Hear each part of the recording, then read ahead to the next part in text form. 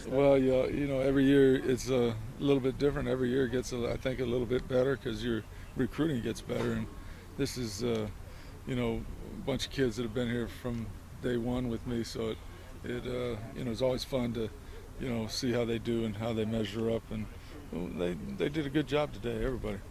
Did you get a good grasp of how many teams are here today? I think there's 22 teams, I was told, 22 teams.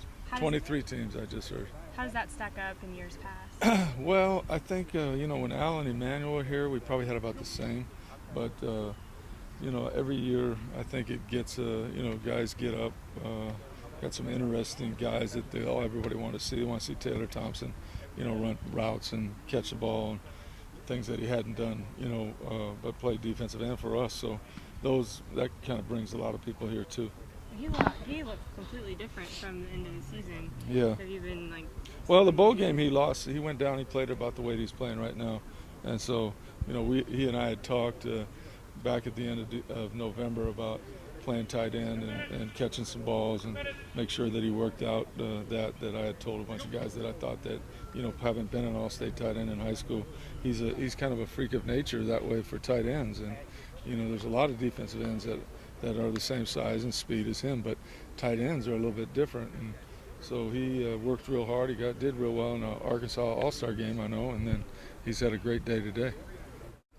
Do you have to sell him on the idea then of moving to tight end, or no? I think no. I mean, he can do what he wants to do, but just like I told him, the way he runs and his measurables, are like the guy in New England who's kind of everybody's looking for that guy again, and he kind of is like that. So, the opportunities to play longer, I think for him will be at tight end, and I think he obviously came to that too. He's not stupid. Are you referring to Gronkowski? Yeah.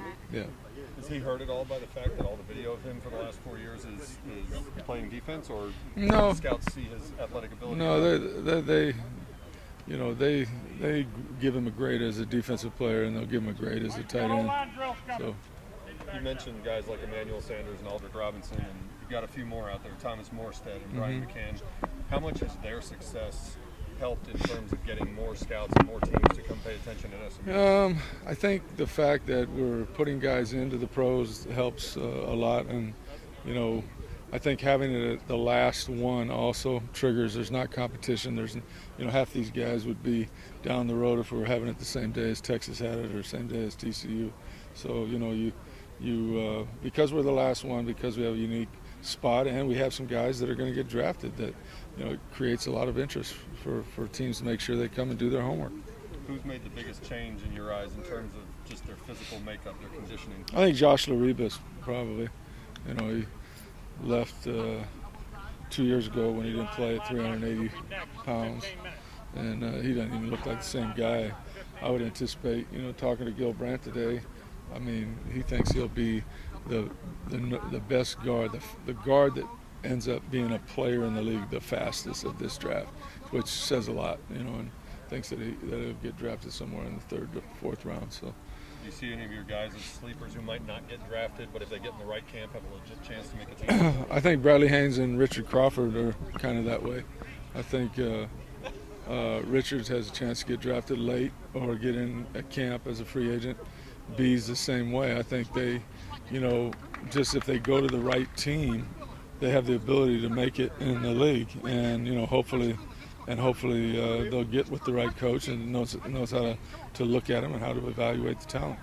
What are some of the people saying about Beasley? Just his size. I know he's the guys that have had success in the league like him. They're comparing him to those players, and Bees will compete when he gets in there. And I think as long as everybody understands that he's a special slot, play on 3rd down, play on 2nd and long, 4th down, in the inside receiver.